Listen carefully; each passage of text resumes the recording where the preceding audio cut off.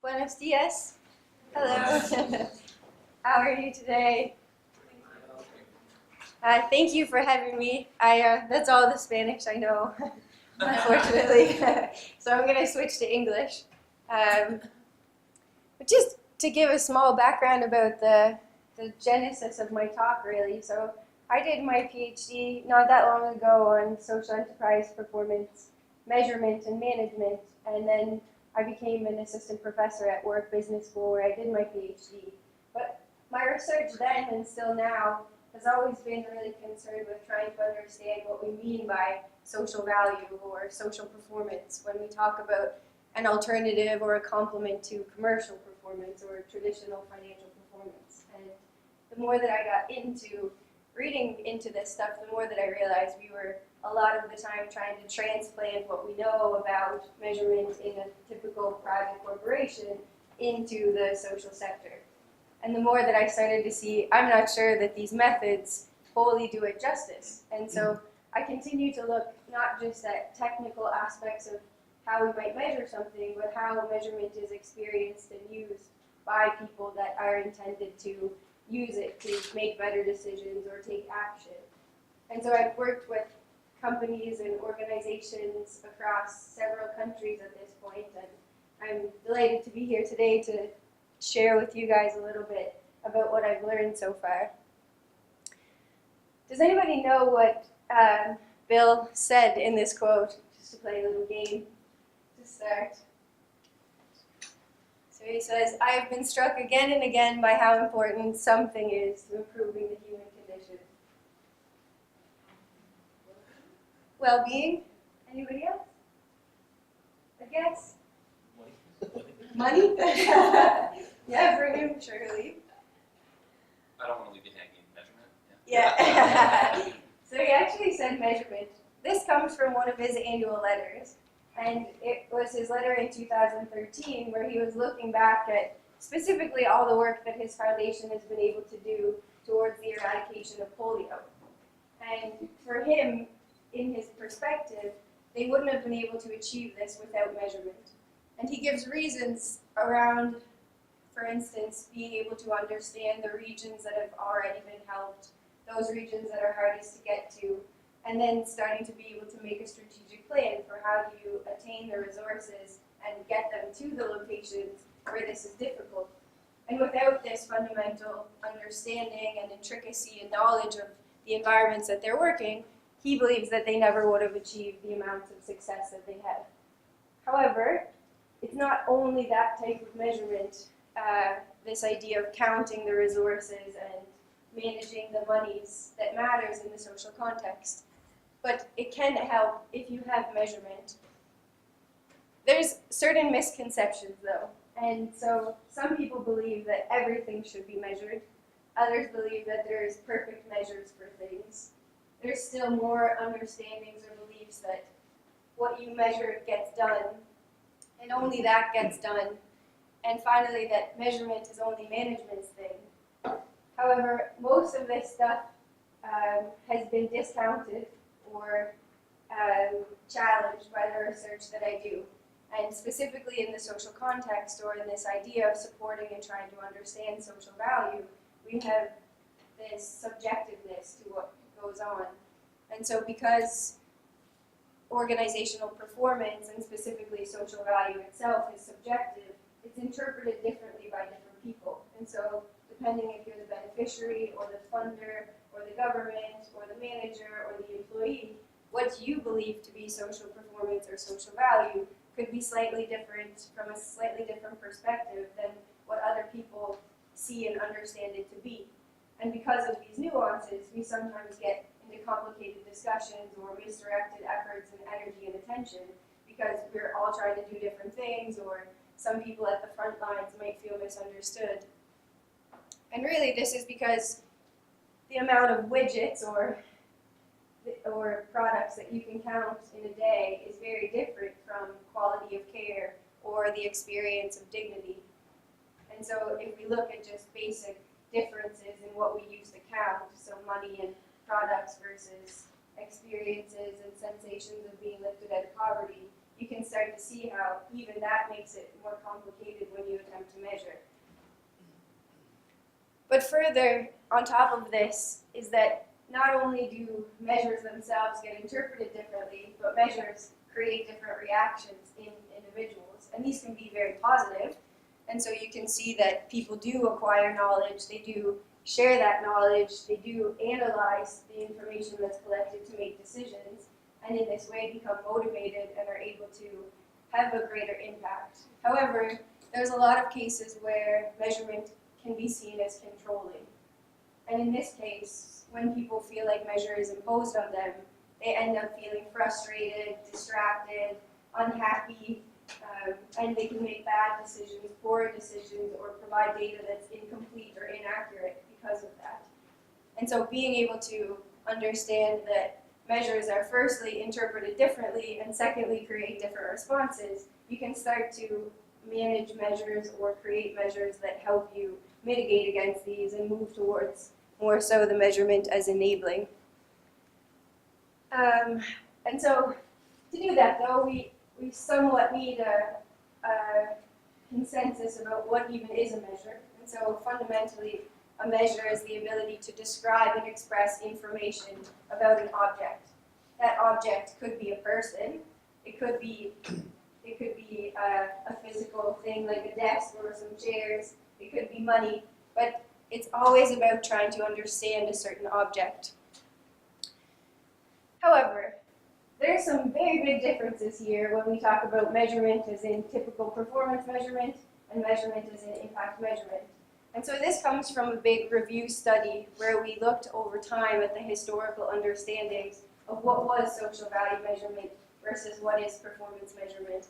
And the difference here is really important in the social context because we can seem to think that everything should be measured in the same way that performance has historically been measured, but because these things start from different assumptions and have different principles, we want to start to think of them as requiring different skill sets and different approaches.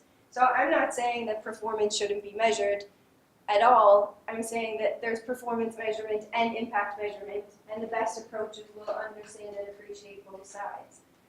And so some of the fundamental differences that come out, for instance, is that performance measurement was developed as a way to understand and render manageable resources, whereas social value measurement, which originally came out when governments tried to understand population and industrialization and the impact on occupations, was very much more so about understanding experiences and well-being.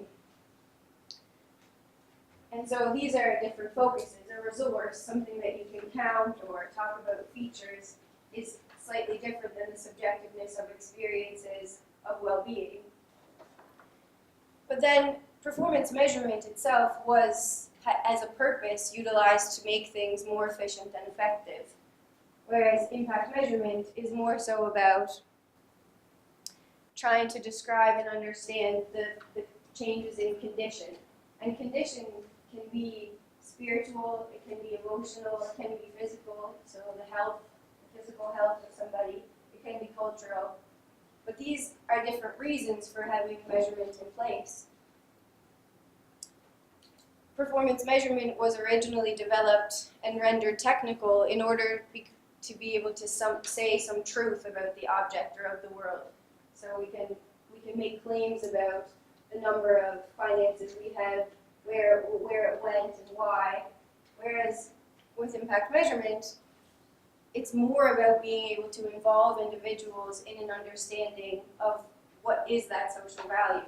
So whereas with performance measurement, you can count objects that are external, with impact measurement, you need to be able to discuss with the individuals involved in the creation of that performance, what are their beliefs and feelings and experiences and contributions. And this is because it's interpreted, it's experienced. Impact is something that is created inside people, shared and exchanged in an experiential way regarding to well-being. And so if you want to understand it and act upon it, you have to involve those people that are themselves contributing to its creation.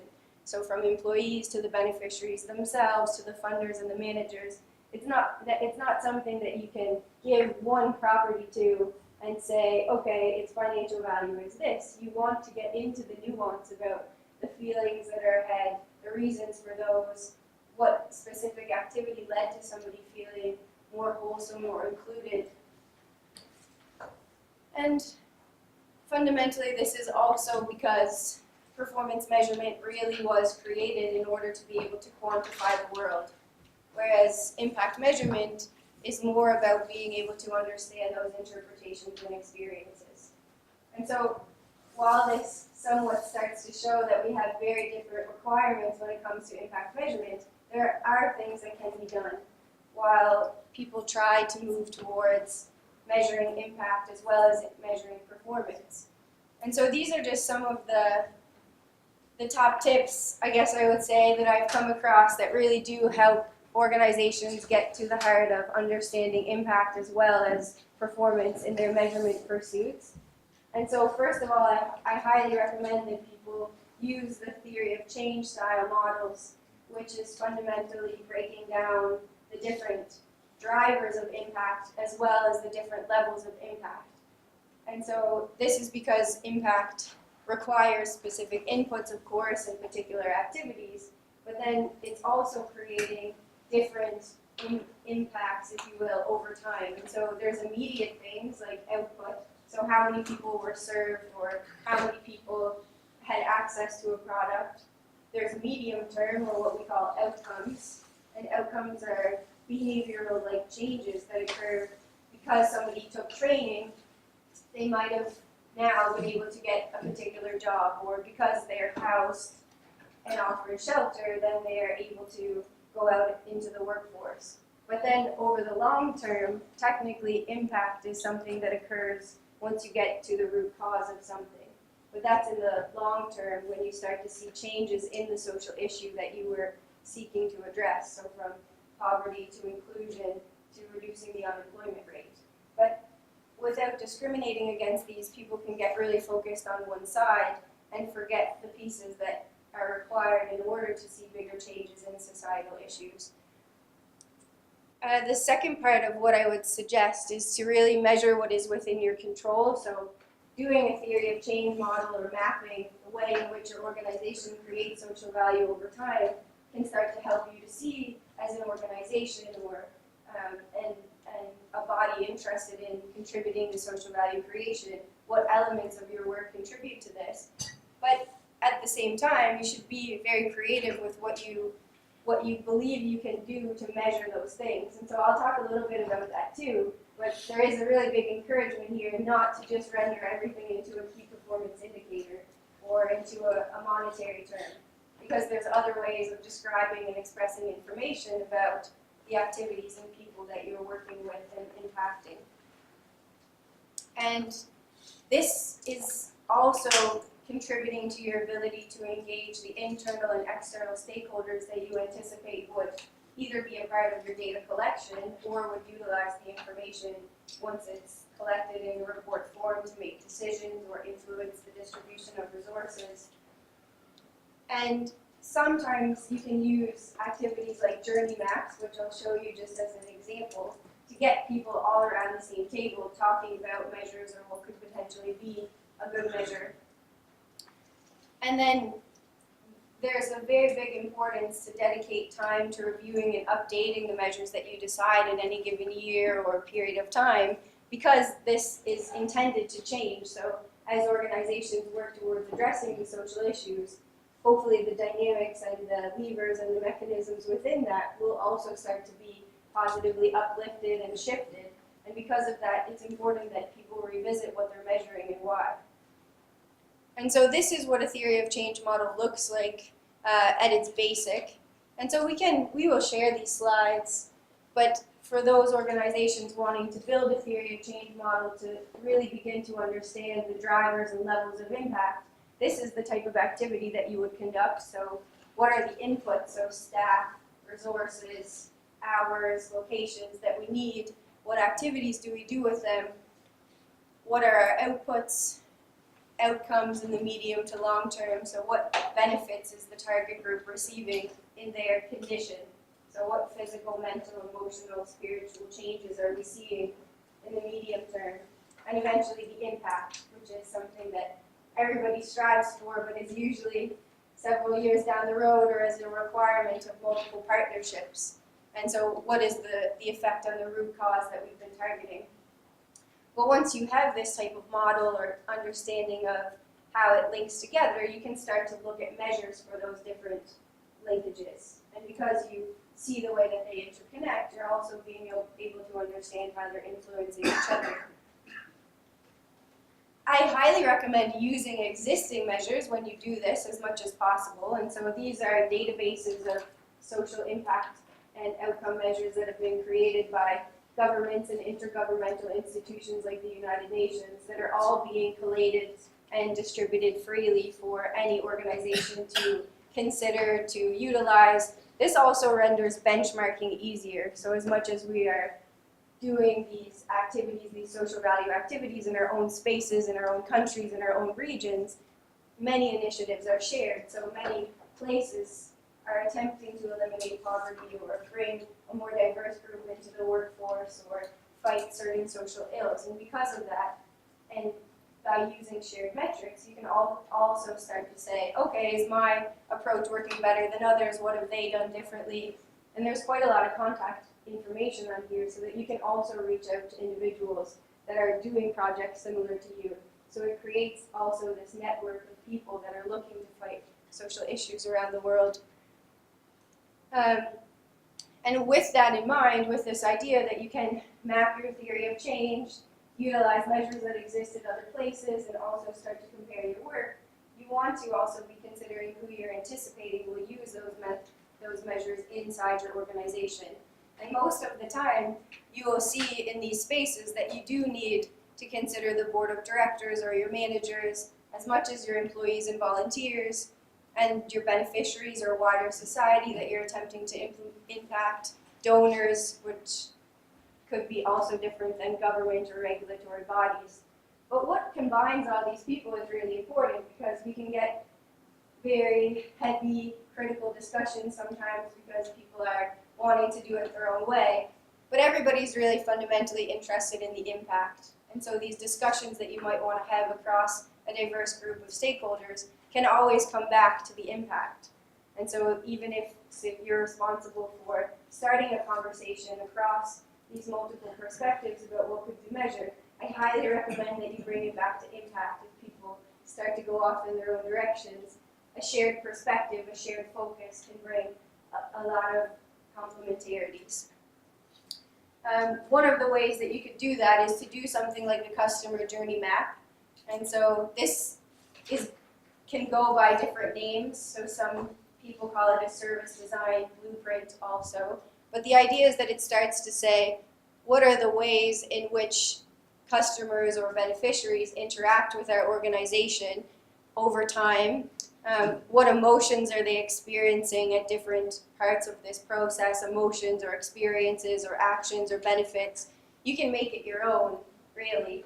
But the idea would then be to start to say, okay, based on a more thorough understanding of how the user experiences our organization, our products, our services, what part of this is working well, where could we all act as a collective to improve the offering that we can provide. So this is just one of the tools that helps people around the table start to focus collectively on the impact of the beneficiary or the user. But then just to put a little shout out there too, that as much as you can find indicators, and yes, there's these growing databases where we can go on and look about what projects all over the world are doing to measure their impact, I also highly encourage individual projects and organizations to be creative with what they decide to measure and how. And so there is very many ways of measuring impact or describing and expressing information about the impact that you're creating. And so they can be very expensive and quantitative and costly, like experiments or social return on investment that some people might be familiar with. It can be cost-benefit analysis, and a lot of times these type of activities are very useful for funders or donors or convincing other people that the project is working. But you can start to think of them also as being relevant to particular audiences. But then there's other ways of measuring it that are more simple and inexpensive, like outcome measurement tools that have been developed specifically for this space, like the outcome star. So the outcome star is something that has various versions, more than 20 versions now, related to homelessness, unemployment, addictive behaviors. So of course the various different issues and challenges that are faced by people in this space. But it's something that's developed that you can purchase and utilize for your organization that measures your customers' journeys along these services that you're offering. But then what really usually gets underplayed is the very qualitative and simple aspects like case studies and blogs or photographs and artifacts that were created. A lot of times if you want to engage people at the front line that are working with beneficiaries of any kind, they are also very interested in telling their stories. What did they do with these people? What did they experience? What was that like? Who took a lot out of it? Who seemed to be a bit more stuck? Asking them to collect the photos and to tell you these stories is a very, very rich way of starting to understand the nuance in what's happening inside of these social projects. And then this is just to give an example. I realize that it's small. Hopefully you'll see it better in the slides.